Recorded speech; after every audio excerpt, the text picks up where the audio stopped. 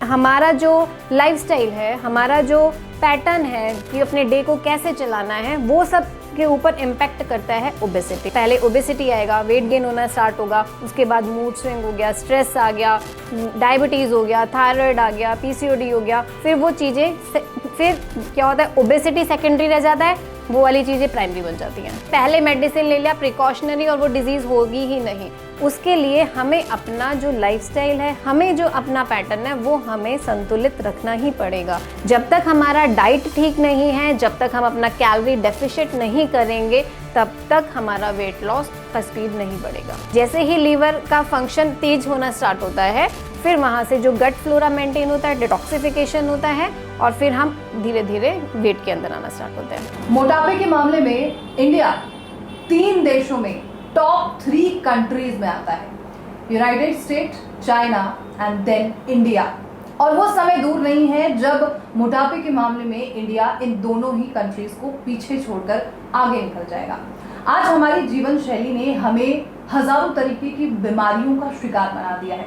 उसमें से हार्ट, उसके बाद आता है बीपी, उसके बाद डायबिटीज ले लीजिए, उसके बाद किडनी ले लीजिए, ओवरवेट तो आपको है ही, और इन सभी के लिए आप हजारों तरीके की दवाइयां दिन भर में खा जाते हैं, और बिल्कुल उसी तरीके से जिस तरीके से आप लंच, डिनर या ब्रेकफास्ट करते हैं। और उसके बाद आप चाहते हैं कि आप एक हेल्दी लाइफ जिए, और फिर जिम जाते हैं। जिम में भी आप प्रोटीन शेक पिएंगे, आप स्टेरॉइड्स लेंगे, जिससे कि आप हेल्दी दिख सकें, लेकिन आपका शरीर आपको ये इंडिकेशन दे देता है कि आप हेल्दी नहीं हैं।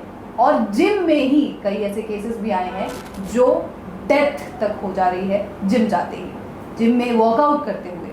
और सब कुछ का एक ही कारण है, ओबेसिटी।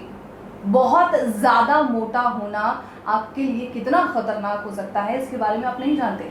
और बड़ी बड़ी कंपनीज सिर्फ इस तरीके से अपने प्रोडक्ट्स को प्रमोट करती हैं कि अगर आप उनके प्रोडक्ट्स को नहीं खाएंगे तो शायद आपकी जिंदगी अधूरी है। चिप्स ले लीजिए, कोल्ड ड्रिंक्स ले लीजिए, बहुत सारी ऐसी चीजें हैं, और हम उन बड़ी बड़ी कंपनी के एडवर्टीजमेंट में फंसे हुए हैं और उनके प्रोडक्ट्स को ऐसे कंज्यूम कर रहे हैं जैसे वो हमारी जिंदगी का कितना इंपॉर्टेंट पार्ट हो सकता है।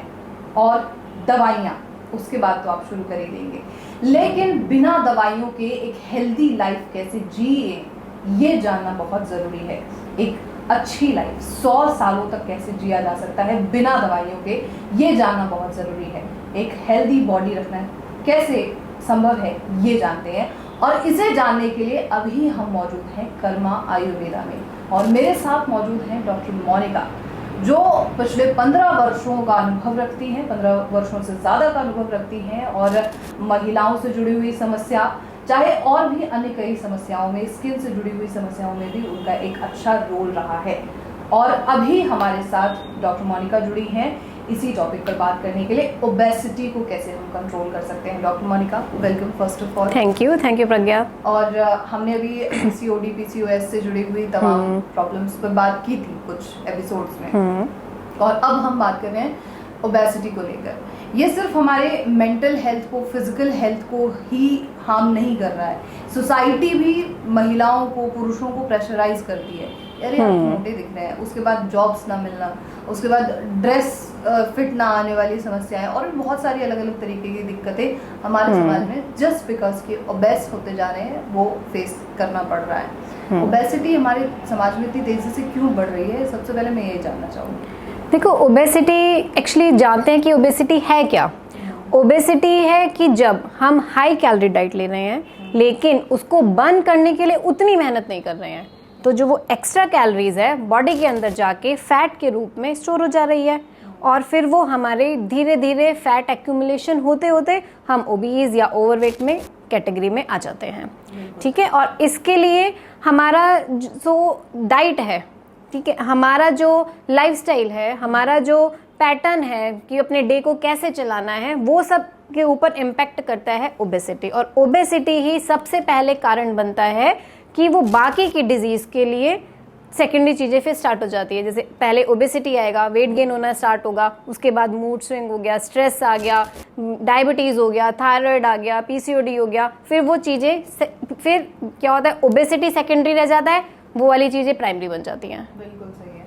तो जैसे आपने कहा कि ओबेसिटी सेकेंडरी पे आ जाता है और बाकी की प्रॉब्लम्स जो है वो प्राइमरी पे पहुंच जाती है, फिर उस चीज के लिए मेडिसिन ले रहे हैं, ओबेसिटी को नजरअंदाज कर, हाँ, फिर वो क्या होता है कि उनको जो डिजीज हो गया लाइक थायराइड हो गया या पीसीओएस हो गया, तो फिर वो जो पेशेंट है उनका मेन कंसर्न हो जाता है पीसीओडी या थायराइड की, मुझे मेरा थायराइड ठीक करना है। फिर वो भूल जाते हैं कि उनका ओबेसिटी भी कोई है, फिर उसको कोरिलेट कर लिया जाता है थायराइड है आपको, इस वजह से आपका वेट बढ़ रहा है, या पीसीओडी है, हार्मोनल चेंज हो रहे हैं, इस वजह से वेट बढ़ रहा है। लेकिन उस वेट वो पहले क्यों बढ़ा वो जानना भी जरूरी है, उसको रूल आउट करना पहले जरूरी था, जो हमने इग्नोर कर दिया और हम फिर दूसरी डिजीज में पहुंच गए।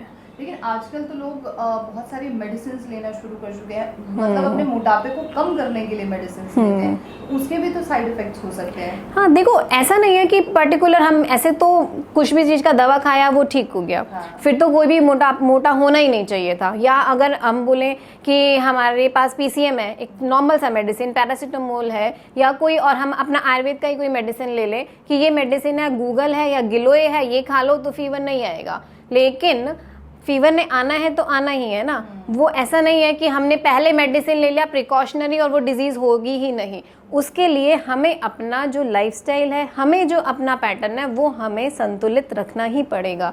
आप जो मेडिसिन है ओबेसिटी का या किसी और चीज़ के लिए अगर आप मेडिसिन खा रहे हैं तो उसके साइड इफ़ेक्ट्स भी हैं, और जब तक आप अपना जो डेली रूटीन है या डेली पैटर्न है वो ठीक नहीं करेंगे, अपना इंटरनल सिस्टम ठीक नहीं करेंगे, फिर वो मेडिसिन भी उतना कामयाब नहीं होती हैं। बिल्कुल सही है। और एक चीज़ ये भी समझने की ज़रूरत है कि जितनी तेजी से मोटापा बढ़ता है उतनी तेजी से वो घटता नहीं है, बहुत मुश्किल से उसे घटाया जा सकता है। yes. मेडिसिन लो, फिर जिम जाओ, और बहुत सारे पेशेंट्स तो जिम में उनकी डेथ्स की जो खबरें हैं वो सामने आ जाती हैं। हाँ। बहरहाल, तो आयुर्वेद इसके लिए कैसे मदद कर सकता है? देखो, हमें वही उसके देखो अंडरलाइन कॉज, रूट कॉज क्या है मोटापे का, कि हमने हाई कैलोरी लिया, उसको बर्न नहीं करा, तो वो हम ओबेसिटी में चले गए।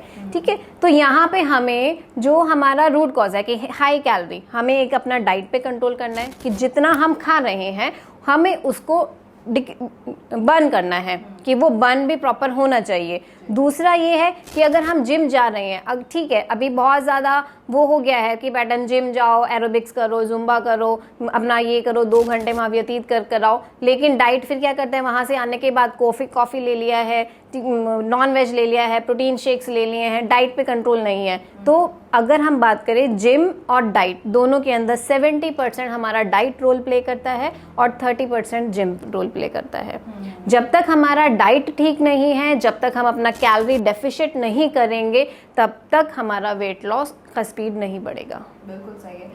एक सही डाइट की क्या पैरामीटर्स हैं, इसके बारे में हम कुछ जान सकते हैं? देखो, सही डाइट के अंदर होता है कि हमें बैलेंस लेना है, कि हमारी डाइट के अंदर प्रोटीन भी उतना होना चाहिए, कार्ब्स भी उतना होना चाहिए, फैट भी होना चाहिए, फाइबर्स भी होना चाहिए, सब चीज़ का एक्यूमुलेशन होना चाहिए, किसी एक पे फोकस नहीं करना है। जनरली अभी क्या है, एक ट्रेंड बन गया है कि प्रोटीन प्रोटीन प्रोटीन, जितना प्रोटीन खाएंगे उतना वेट लॉस होगा। लेकिन प्रोटीन ठीक है, वेट लॉस करने में हेल्प करता है, मसल्स ग्रोथ में हेल्प करता है, लेकिन हमें कार्ब्स भी उतना ही ज़रूरी है। हमारी जो एनर्जी है वो कार्ब से आती है। फैट, बॉडी के अंदर हेल्दी फैट्स भी उतना ही ज़रूरी है।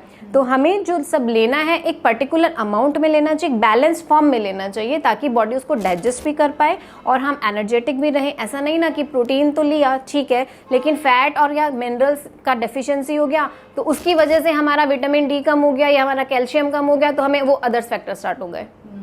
तो सब चीज़ों का बैलेंस ही सबसे बड़ी बात है। क्या कोई ऐसी जड़ी बूटी है आयुर्वेद में जो फैट बर्न में, जल्दी बर्न करने में हेल्प कर सकता हो? देखो, जड़ी बूटी तो नहीं बोल सकते हैं, लेकिन यहाँ पे हमें फैट को डिसॉल्व करना है, तो उसके लिए सबसे है कि हमारा जो मेटाबॉलिज्म है वो बूस्ट रहे।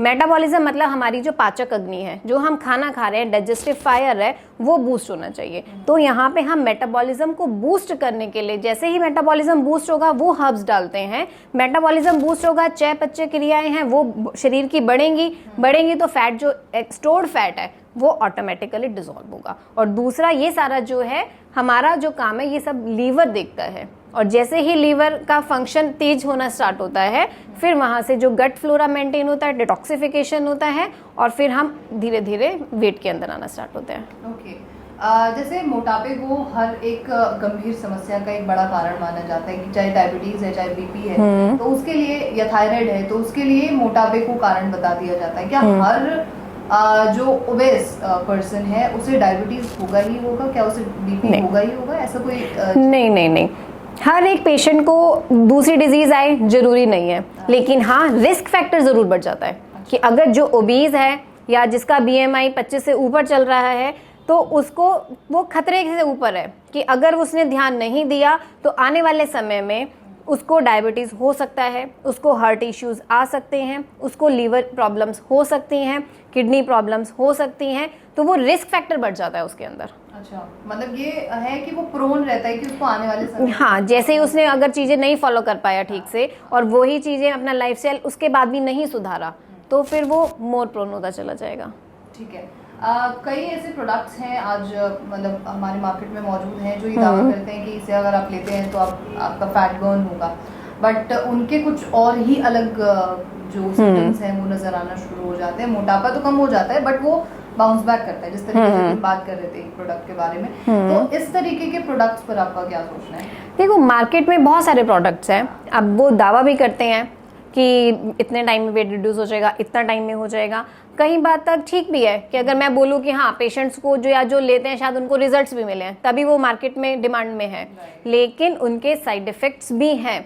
ऐसा कोई भी मैजिक नहीं है कि आपने ये ले लिया और चुटकियों में आपको रिजल्ट मिल गए हैं। अगर कोई चीज़ फ्री में मिल रही है तो उसके पीछे कारण ज़रूर होता है कि वो फ्री में कोई चीज़ क्यों दे रहा है। तो अगर कोई दावा कर रहा है कि रिजल्ट्स हैं और हम सब कुछ अपना सेम खा रहे हैं, हमारा लाइफस्टाइल सेम है, हमने कुछ बदलाव नहीं करा, बस वहाँ से कोई एक मेडिसिन ले लिया और उसने रिजल्ट्स दिखाए हैं, दिखा सकता है वो रिजल्ट्स अच्छे दे सकता है, लेकिन वो कहीं ना कहीं साइड इफ़ेक्ट ज़रूर डालेगा हमारे, चाहे लीवर पर डाले, चाहे किडनी पर डाले, या बॉडी के कहीं भी किसी भी पार्ट पे वो साइड इफ़ेक्ट्स ज़रूर छोड़ता है। तो कोई भी प्रोडक्ट लेने से पहले ऑथेंटिसिटी ज़रूर चेक करें, और ऐसा कुछ भी नहीं होता कि जब तक आप हाई कैलोरी डाइट लेते रहें और एक मेडिसिन लेते रहें आपको रिजल्ट्स मिलते रहें, तो ये बहुत ज़्यादा ऑथेंटिक नहीं है। बिल्कुल सही है। तो अपने विवेक से हर चीज़ का फैसला करना बहुत ज़रूरी है। बहरहाल, तो जैसे अभी हमने आयुर्वेदिक जड़ी बूटी या औषधि के बारे में जानकारी दी, तो आयुर्वेद में पंचकर्मा भी एक पार्ट आता है। क्या पंचकर्मा भी ओबेस पीपल्स के लिए? हाँ, पंचकर्मा आयुर्वेद में एक बहुत इंपॉर्टेंट शोधन क्रिया है ना। तो पंचकर्मा के अंदर क्या होता है कि हमारे पास जो थेरेपीज हैं, जैसे कि हम पाउडर मसाज करते हैं जिसको उद्वर्तन बोला जाता है, पाउडर, जैसे अगर हम डाइट में भी बात करते हैं तो आपने सुना होगा कि जौ का पानी पीना है, जौ खाना चाहिए, जौ की रोटी खानी चाहिए, तो वही जौ को अदर हर्ब्स के अंदर मिला के उद्वर्तन करते हैं ताकि जो फैट है यहाँ से डिसॉल्व होना स्टार्ट हो, जिससे वो इंच लॉस देता है। दूसरा आता है पंचकर्मा के अंदर, जैसे कि हम करते हैं लेखन बस्ती। लेखन मतलब स्क्रैपिंग, ठीक है, वो भी एक पार्ट होता है। स्क्रैपिंग मतलब कि हमने जो उसको रेक्टल रूट से अंदर हर्ब्स डाला, डिकॉशंस अंदर डाला, और फिर वो उसको जो हमारा कफ है, ओबेसिटी इज बेसिकली कफ है, उसको स्क्रैप करके बाहर निकालेगा, और जिससे जो हमारा बॉडी का वेट है या जो फैट एक्यूमुलेटेड है वो धीरे धीरे कम होगा। हाँ, लेकिन सबसे प्लस पॉइंट है इसका कोई साइड इफेक्ट नहीं है, और रिजल्ट्स चाहे स्लो रहेगा बट रिजल्ट्स होते हैं इसमें। ओके, अगर एक बार मतलब कोई ओबेस पर्सन है, उसका फैट रिड्यूस हो गया, तब भी क्या उसमें ये टेंडेंसी बनी रहती है कि वो किसी और बीमारी के लिए प्रोन हो सकता हो? अगर देखो ओबेसिटी है, ठीक हो गया है, तो टेंडेंसी तो नहीं होगी, लेकिन फिर भी उसको ध्यान तो रखना होगा, क्योंकि अगर वेट बढ़ा उसके बॉडी में तो इसका मतलब है उसका फैट एक्यूमुलेशन का टेंडेंसी है, उसका मेटाबॉलिज्म कभी तो डिप हुआ था, कभी तो उसने लाइफस्टाइल चेंजेस थे उसके डाइट में, उसके रूटीन में। तो यहाँ पे हम उसको अपना सब कुछ अगर ठीक हो गया तो उसके बाद उसको मेंटेन रखना बहुत ज़रूरी है। मेंटेन रखने के लिए वो अपना जो मेंटेनेबल डाइट है या मेंटेनेबल लाइफस्टाइल कर रहा है या हल्का फुल्का वर्कआउट कर रहा है, जो भी कर रहा है वो उसको अपना सस्टेन रखना होगा लॉन्ग पीरियड तक। कई बार हम ये भी देखते हैं, मतलब कुछ इन्फ्लुएंसर्स कह लीजिए या बाकी के जो पेशेंट्स हैं, पीसीओडी जिन्हें खासतौर पर होता है, उनका वेट बहुत तेजी से बढ़ता है और वो ओबेसिटी की कैटेगरी में बढ़ना शुरू हो जाते हैं। तो क्या उस वक्त भी कोई समस्या हो सकती है? हाँ, देखो, पीसीओडी या पीसीओएस तो अपने आप में इतना एक जटिल समस्या है ना, और उसके अंदर जो वेट गेन हो रहा है, ठीक है, कुछ तो डाइट से होता होगा, लेकिन उसमें जो एक हमारा हार्मोन्स हैं, इंसुलिन जैसे कॉर्टिसोल हार्मोन है, इंसुलिन रेजिस्ट है, ठीक है, एंड्रोजन हार्मोन्स के हाई होने की वजह से तो वेट वहाँ से बढ़ना स्टार्ट होता है। या फिर मूड स्विंग्स होते हैं उसके अंदर स्ट्रेस होने की वजह से, वो ईटिंग उसका मंचिंग का हैबिट होगा, उसको लगता है कि मैं खाना कुछ खाऊंगा मंचिंग करूंगा तो मेरा स्ट्रेस बस्टर हो जाएगा। तो ये कुछ चीज़ें हैं, तो वो वहाँ से उसका वेट गेन होता है, चाहे वो और दूसरा आता है उसके अंदर कि मेटाबॉलिज्म उसका डिप हो चुका होता है, अग्नि है, फायर है पेट का, वो उतना बूस्ट नहीं होता है, तो वो जो भी खा रहा है उसको लग रहा है बस्ट उसका स्ट्रेस बस्टर है, लेकिन वो डाइजेस्ट नहीं हो रहा है उसके शरीर में, और फिर वो जो टॉक्सिक है जमा होता है और वो ओबेसिटी में बढ़ जाता है। बिल्कुल सही। आखिरी सवाल आपसे और है डॉक्टर मोनिका, कोई परमानेंट इलाज है? एक बार कोई बहुत सारी बार ये होता है कि पेशेंट्स जो है ट्रीटमेंट ले लेते हैं, वो फिर अपनी पुरानी लाइफ में बिजी हो जाते हैं, ट्रीटमेंट लेने के बाद फिर वो जो है मोटापे की तरफ बढ़ जाते हैं, तो कोई परमानेंट सोल्यूशन है? देखो इसमें है कि सर्जरी आजकल बहुत चला हुआ है ना, बैरिएट्रिक सर्जरी कि जो पेशेंट्स करा रहे हैं, लेकिन फिर भी अगर मैं बोलूँगी कि सर्जरी पे जाने से पहले आप अपना अगर लाइफस्टाइल चेंज कर लें, अपना मॉडिफिकेशंस कर लें, डाइट चेंजेस कर लें, योगा कर लें, मेडिटेशन करें, वर्कआउट करें और कैलोरीज का ध्यान रखें, तो इसमें हम परमानेंट भी स्टेबल रह सकते हैं। मतलब बेसिकली ये कि अपना लाइफस्टाइल ये आपके खुद के हैंड में है कि आप उसको कितना लॉन्गेटिविटी पर ले जा सकते हैं। बिल्कुल सही है। बहुत बहुत शुक्रिया आपका doctor Monica, thank you so much. Thank you. तो this was all about obesity, and if you don't want to eat medicines खाने की तरह, तो प्लीज़ अपने वज़न पर ध्यान दीजिए, और प्लीज़ आप वर्कआउट करिए, एक्सरसाइज करने पे ध्यान दीजिए और फिट रहने की कोशिश कीजिए।